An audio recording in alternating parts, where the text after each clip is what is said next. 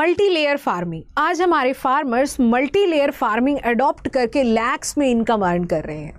ये multi layer farming farmers एक छोटे से एरिया पे अडॉप्ट करके बहुत ज़्यादा इनकम रिटर्न पा रहे हैं। बट ये मल्टी लेयर फार्मिंग होती क्या है और कैसे हमारे फार्मर्स इससे इतनी ज़्यादा इनकम इंक्रीज कर रहे हैं। सो आइए इस वीडियो के थ्रू जानते हैं मल्टी लेयर फार्मिंग के बारे में। So multi layer farming basically, अगर आप एग्रीकल्चर ग्रेजुएट है या आपने बायो स्टूडेंट रहे हैं तो आपने एक वर्ड सुना होगा मल्टी स्टोरी फार्मिंग। ये सेम है, multi storey farming and multi layer farming both are same.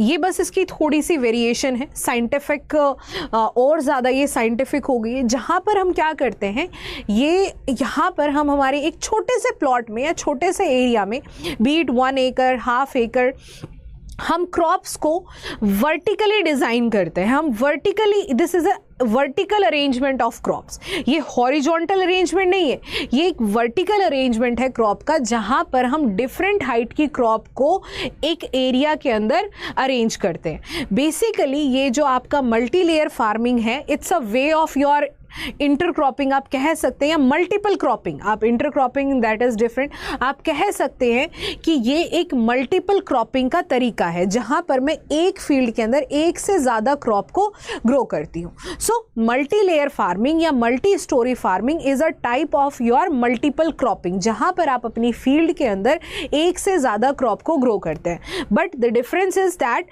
कि इस मल्टी लेयर फार्मिंग के अंदर आप अपनी क्रॉप्स को अरेंज करते हैं ऑफ द डिफरेंट हाइट। यहाँ पर डिफरेंट हाइट की क्रॉप्स को आप अरेंज करते हैं अपनी फील्ड में। जैसे मान लीजिए आपके पास 1 हेक्टेयर एरिया है, इस 1 हेक्टेयर एरिया में ग्राउंड लेवल पर आपने पोटैटो को ग्रो किया, ठीक है। उसके बाद पोटैटो को ग्रो करने के बाद मान लीजिए आपने साथ के साथ पोटैटो के साथ जो क्रॉप ग्रो कर रही है, यहाँ पे आपने कोई क्रिपर लगा दिया कि लाइक कुकुम्बर लगा दिया आपने, साथ में इसके साथ बॉटल गार्ड लगा दिया, ठीक है। तो इसकी डिफरेंट हाइट हो गई।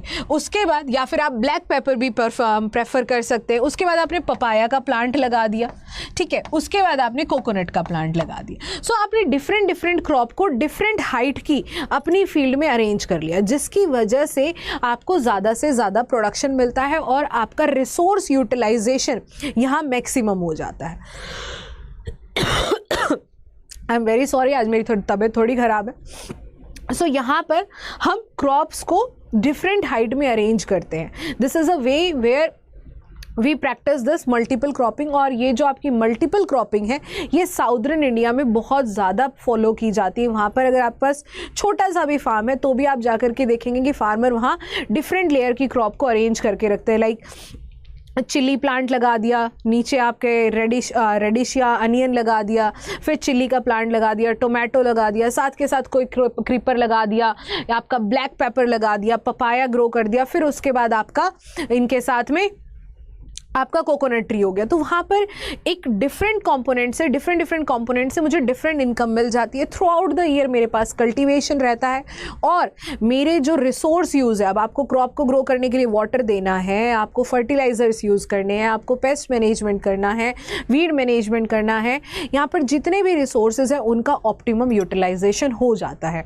अब मल्टी स्टोरी फार्मिंग या मल्टी लेयर फार्मिंग, जैसे इस तरीके से यहाँ देखिए कि यहाँ मैंने यैम का प्लांट लगाया है, पाइनएप्पल, काउपी का प्लांट लगाया है, फिर मेरे पास ऑयल पाम हो गया, मैंने यहाँ पपाया लगाया। सो डिफरेंट हाइटेड के क्रॉप को मैंने वर्टिकली मेरी फील्ड के अंदर अरेंज किया। Banana is also included in that, तो आप बनाना को भी ऐड कर सकते हैं।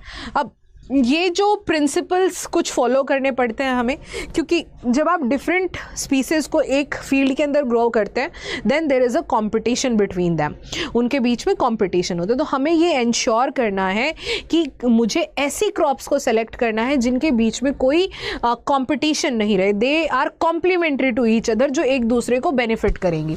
तो इसके लिए सबसे पहले प्रिंसिपल मुझे फॉलो करना पड़ेगा vertical use of the space, कि मेरा जो स्पेस है मुझे हॉरिजॉन्टल अरेंज नहीं करना है, मुझे वर्टिकली अरेंज करना है, ठीक है। मुझे हाइट्स के अकॉर्डिंग मेरी क्रॉप को अरेंज करना है कि भाई सबसे कम हाइट की crop lower after that I have to grow that. इसके साथ साथ एफिशिएंट रूट सिस्टम, कि जो मेरी क्रॉप्स है उनके में क्रॉप्स का जो रूट सिस्टम होना चाहिए that should be very efficient, कि वो बहुत अच्छे से रिसोर्सेज को एब्जॉर्ब कर सके, बिकॉज रूट जो है वो सारे के सारे न्यूट्रिशन प्लांट को प्रोवाइड करती हैं। अब यहाँ पर जो रूट्स हैं वो डिफरेंट हाइट की होनी चाहिए, कि मान लीजिए पोटैटो है उसकी रूट्स यहाँ तक होनी चाहिए और आपका पपाया है उसकी रूट्स यहाँ तक होनी चाहिए, तो ये डिफरेंट लेयर से न्यूट्रिशन एब्जॉर्ब करेगी। अगर कोई प्लांट मैंने सेम रूट हाइट का रख लिया तो होगा क्या, ये दोनों एक दूसरे से compete करेंगे for the absorption of nutrient and water. So ऐसा नहीं होना चाहिए, और मुझे ऐसी क्रॉप्स को सेलेक्ट मुझे ऐसी क्रॉप्स को सेलेक्ट करना है जो मुझे कॉन्टिन्यूअस हार्वेस्ट दे सके, कि थ्रू आउट द ईयर मेरे पास कोई क्रॉप अवेलेबल रहे, ताकि मेरे pass through out the year income के रिसोर्सेज अवेलेबल रहें, और मेरा सिस्टम सस्टेनेबल होना चाहिए, हार्म नहीं पहुंचना चाहिए एनवायरनमेंट को, मेरी सॉइल की फर्टिलिटी मेंटेन होनी चाहिए, मेरी बायोडाइवर्सिटी मेंटेन होनी चाहिए, सॉइल के अंदर ऑर्गेनिक मैटर अच्छा होना चाहिए।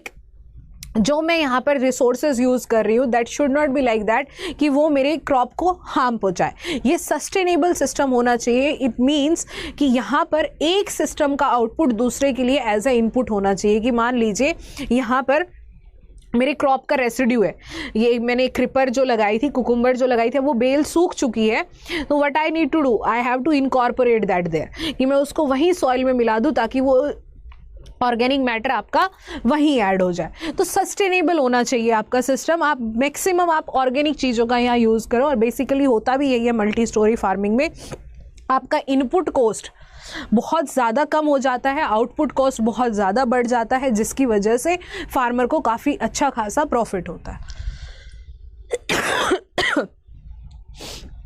अब बेनिफिट्स, इनकम, एक सेम लैंड से मल्टीपल क्रॉप की आपको इनकम मिल रही है, तो आपका इनकम बहुत ज़्यादा इंक्रीज हो जाती है। थ्रू आउट द ईयर आपको फूड सिक्योरिटी रहती है, वेजिटेबल, फ्रूट, ट्यूबर, आपको सब कुछ जो आपकी नीड के लिए ज़रूरी है वो थ्रू आउट द ईयर आपको मिल जाता है। अब आप इतनी क्रॉप ग्रो करोगे तो डिफरेंट टाइप पे डिफरेंट क्रॉप्स की हार्वेस्टिंग होगी, तो इसकी वजह से एम्प्लॉयमेंट भी इंक्रीज होता है। यहाँ लेस वाटर वेस्ट होता है, वाटर यूज़ एफिशिएंसी और रिसोर्स यूज़ एफिशिएंसी बहुत ज़्यादा बढ़ जाती है। अब वाटर कम यूज़ क्यों होता है, क्योंकि देखो क्रॉप जो फील्ड है उसके ऊपर थ्रू आउट द ईयर आपने क्रॉप को मेंटेन करके रखा हुआ है, तो जो इवेपोरेशन लॉसेस होते हैं वो बहुत कम हो जाते हैं, और क्रॉप जो मिनिमम वाटर वहाँ पे सप्लाई किया गया उसके थ्रू ग्रो कर जाती है।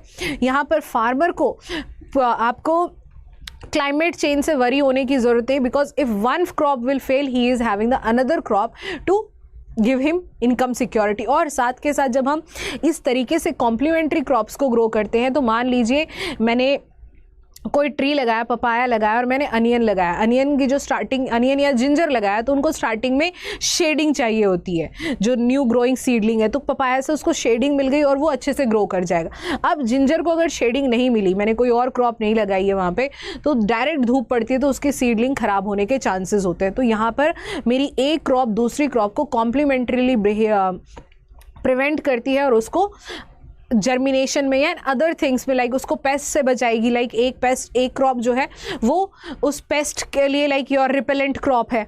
मैरीगोल्ड और टोमेटो आप ग्रो करिए, मैरीगोल्ड जो है थ्रिप्स के लिए एक पेस्ट रजिस्टर, एक रिपेलेंट क्रॉप है कि वो नहीं आने देगी उसको, ट्रैप क्रॉप है एक्चुअली वो उसके लिए। सो इस तरीके की क्रॉप्स जब हम सेलेक्ट करते हैं जिनका कॉम्प्लीमेंट्री बिहेवियर होता है, तो वो हमें बहुत सारे बेनिफिट देती है। So this is the benefits of your multi storey cropping, और इसको अडॉप्ट करके फार्मर्स बहुत अच्छी खासी इनकम अपनी इंक्रीज़ कर सकते हैं। साथ के साथ उनका इनपुट कॉस्ट भी बहुत रिड्यूस हो जाएगा, जिसकी वजह से उनकी इनकम काफ़ी ज़्यादा इंक्रीज़ होगी। So this is all about from my side. Thank you so much and have a nice day.